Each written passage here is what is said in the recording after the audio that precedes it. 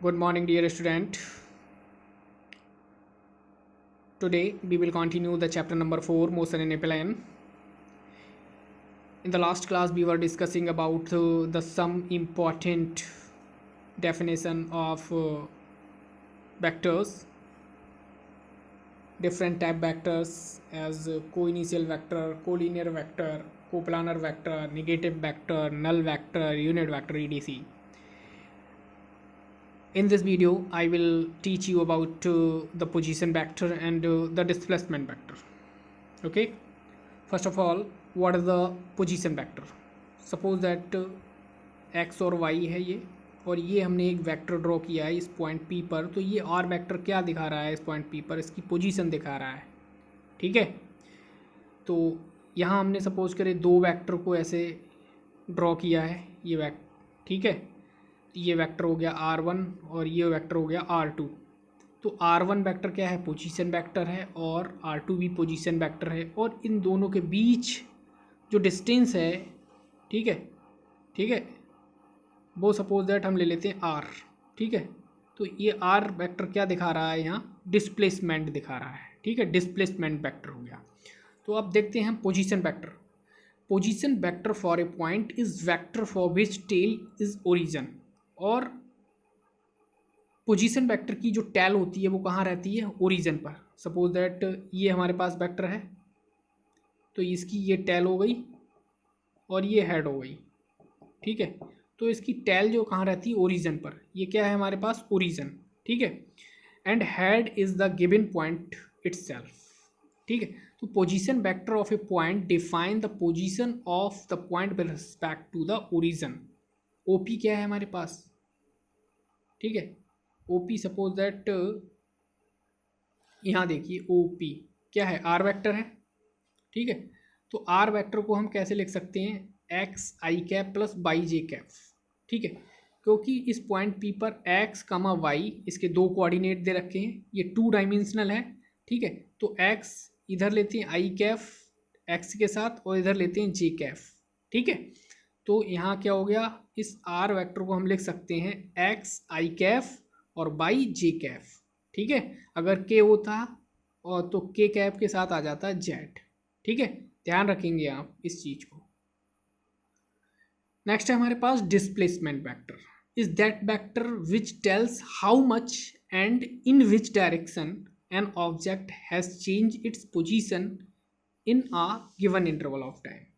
ठीक है, तो डिस्प्लेसमेंट वेक्टर को भी आप कैलकुलेट कर सकते हैं। सपोज दैट ओ ए उसमें क्या था? r1 vector.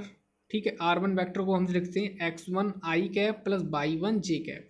जैसे देखिए इसमें ये है हमारे पास दो वेक्टर हैं।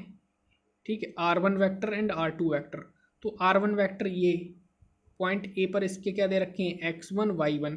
तो x1 के साथ आई कैप आएगा और y1 के साथ जे कैप आएगा। ठीक है, इसी तरह से यहाँ x2 के साथ क्या आएगा? आई कैप और y2 के साथ जे कैप। ठीक है, तो ये देखिए r1 एंड r2। तो r2 के साथ आ गया x2 आई कैप प्लस y2 जे कैप। अब ए बी मतलब हम डिस्प्लेसमेंट वेक्टर फाइंड आउट कर रहे हैं r, तो क्या हो जाएगा? ओ बी माइनस ओ ए, यानी r2 माइनस r1। ठीक है, तो r2 वेक्टर को वैल्यू ये है, r1 वेक्टर की वैल्यू ये है, यहाँ से लिख लिया है हमने। ठीक है, तो ये डिस्प्लेसमेंट वेक्टर हो गया। अब नेक्स्ट है हमारे पास law of addition and subtraction of vector. Vector का हम एडिशन कैसे करते हैं और सब्सट्रैक्शन कैसे करते हैं। ठीक है, तो सबसे पहला लॉ है हमारा ट्रायंगल रूल ऑफ एडिशन। ठीक है, क्या है ये?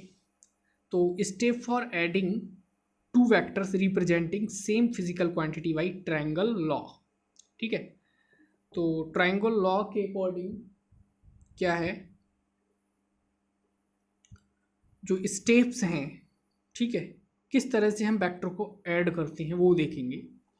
तो फर्स्ट है हमारे पास keep vectors tail of one vector coincide with head of other vector.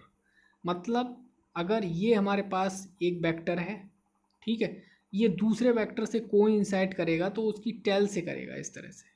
ठीक है, इसकी टेल से फर्स्ट वेक्टर कोइंसाइड करेगा दूसरे की टेल से। ठीक है, यानी फर्स्ट वेक्टर का हेड और दूसरे की टेल। ठीक है, नेक्स्ट हमारा पॉइंट है join tail of first to head of the other. और ठीक है, तो ज्वाइन टेल ऑफ फर्स्ट, इसकी जो टेल होती ये फर्स्ट की tail head of other via a line with arrow और हेड ऑफ द सेकेंड। ठीक है, इस तरह से हम ऐड कर सकते हैं। नेक्स्ट है हमारे पास this new vector sum of the two vectors called resultant. ठीक है, और दूसरा हमें रिजल्टेंट निकालना है, तो वो इस तरह से हम इसे ऐड कर देंगे। तो ये हमारे पास जो सम आएगा दो वेक्टर्स का, वो हमारा क्या कहलाएगा, रिजल्टेंट कहलाएगा। ठीक है, देखते हैं कैसे। सपोज दैट ये हमारे पास क्या है, ए वेक्टर है। ठीक है, ए वेक्टर को जब भी हम लिखेंगे तो उसके ऊपर एरो जरूर लगाएंगे। ठीक है, तो ये वेक्टर का टेल है, ये हेड है, और ए वेक्टर है तो ए एरो लगाएंगे। ये बी वेक्टर है, दो वेक्टर्स दे रखे हैं, इन वेक्टर्स को हमें ऐड करना है। कैसे ऐड करेंगे, ठीक है, ऐड करते हैं। ठीक है, सपोज दैट ये हमने ए वेक्टर ले लिया, इस तरह से है। ठीक है, अब हमने बताया ए वेक्टर के हेड को दूसरे वेक्टर की टेल से ऐड करते हैं। सपोज दैट ये हमने क्या कर दिया, यहाँ से इसे यहाँ से ये देखिए ऐड कर दिया, तो ये बी वेक्टर हो गया। अब रिजल्टेंट कैसे निकालेंगे, रिजल्टेंट निकालने के लिए ये लाइन हम यहाँ से ड्रॉ कर देते हैं। ठीक, तो ये रिजल्टेंट हो गया दोनों वेक्टर का। दोनों वेक्टर का रिजल्टेंट क्या हो जाएगा, आर, और दोनों ऐड हो जाते हैं ए वेक्टर प्लस बी वेक्टर। ठीक है, नेक्स्ट वीडियो में हम नेक्स्ट रूल की बात करेंगे, parallelogram law of vector addition. Okay.